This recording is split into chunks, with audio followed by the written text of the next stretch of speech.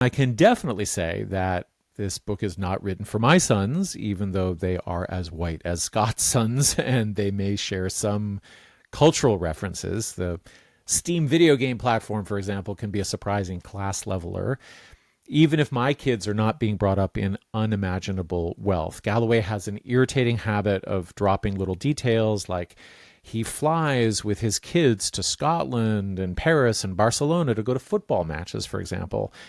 And around here, if we get to go out for a few hours of pick your own apples and the van doesn't break down, we are winning at life. So even without the massive wealth differences, however, my kids would find very little of use in this book because there's no part of it that acknowledges the gifts and challenges of neurodiversity.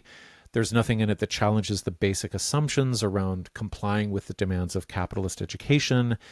The assumption throughout is that the world is simply the world and that boys must learn to adapt and comply with its demands.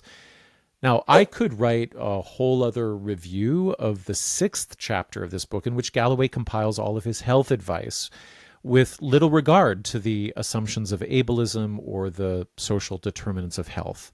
Now, as an aside, and this might be a little bit harsh in relation to Galloway or any book in particular, but I'm just going to say it.